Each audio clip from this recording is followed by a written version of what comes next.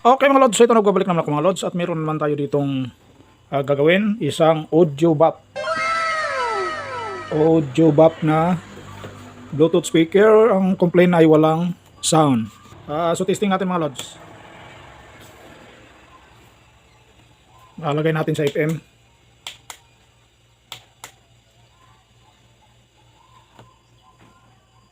So naka-30 na pala to, wala. So buksan ko na ito mga lods, tapos ay para hindi tayo haba ay gagawin ko na kung ano yung mga gagawin dito. Check natin yung audio IC nito. Okay, so ito na mga lods. Sunog. So ito dito Ito yung sunog. Tapos ito hindi ko na alam kasi hindi naman tumutunog yung kabilang channel. So meaning sira na din to. Ang part number nito mga lods ay LTK5110. Ito.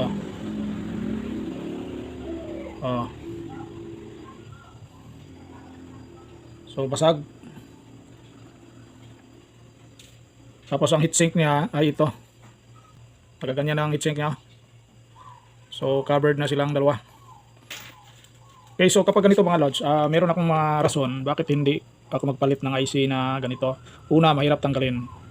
Kasi yung pinakailalim niya, ito yung ground, no?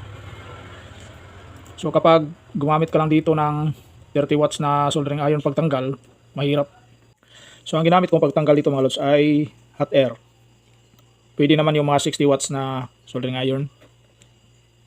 Para yung init ay makaabot dito sa pinakailalim ng IC. Kasi ito yung heatsink. Lagos yan sa likod. Ganyan.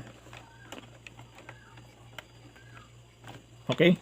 So pangalawang rason mga lods ay minsan ang mga pamalit na IC hindi gagana or hindi gumana.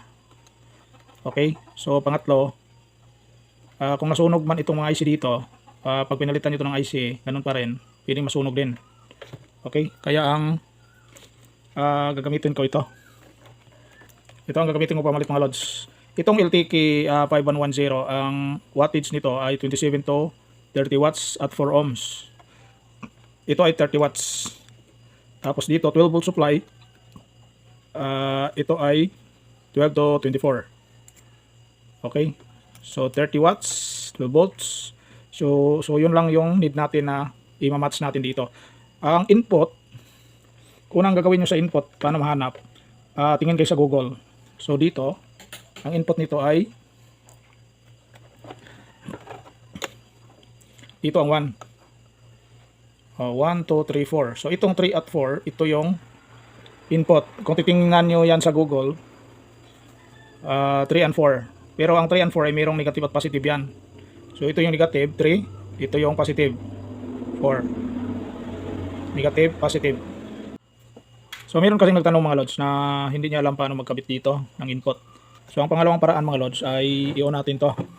Pakita ko sa inyo. Tapos lagay natin sa FM lang. Tapos ay full volume nyo. Kasi mahina ang signal na papasok sa input.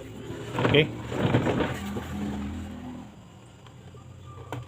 So pangalawang paraan ay gagamitan natin ng signal tracer. I-ground natin.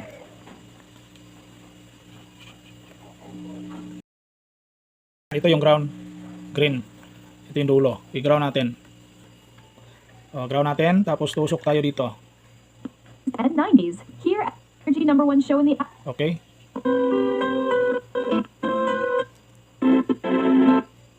So number 4.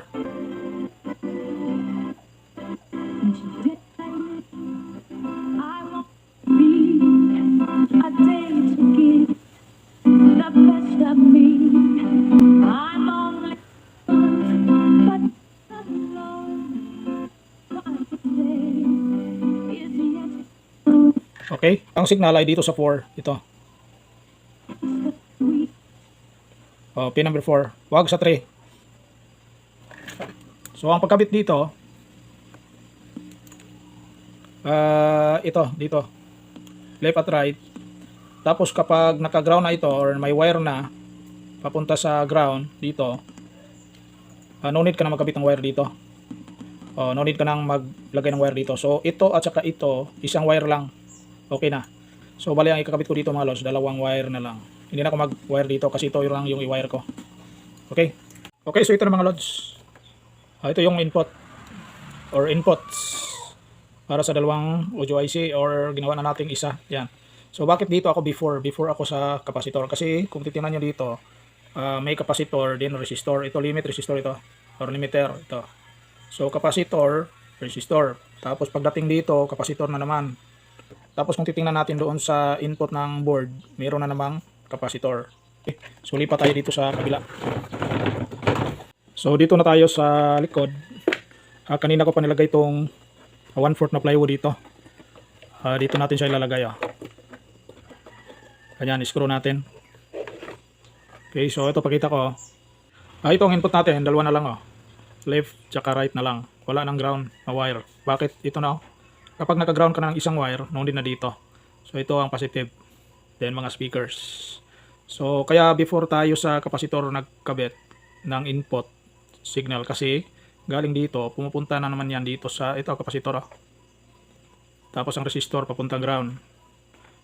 Din na ito, pasok na ito doon sa input pin ng IC or audio IC. Kaya before tayo sa doon capacitor sa kabila kasi madoble. Okay lang naman, tutunog naman to kahit madoble siya ang capacitor. Tutunog lang pero sa akin madoble na kasi. So dito na tayo sa doon lang tayo sa before ng capacitor. Din sa supply mga lods, ground tapos positive. Madali lang kayong makakita ng supply dito. Ito yung supply ng IC. Saan yung mga malalaking capacitor, electrolytic capacitor yan. Dito kayo kukuha sa positive. Ito. Nakaano sila, nakaparallel. So positive din negative. Dito tayo kumuha. Okay? So ganyan lang ang supply. Itero na natin to pwesto dito. I-screw natin. Patutunugin muna natin. Testing muna natin.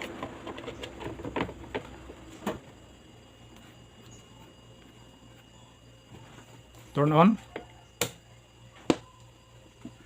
Bluetooth mode. 25 FM. AUX mode. Radio. She's a woman.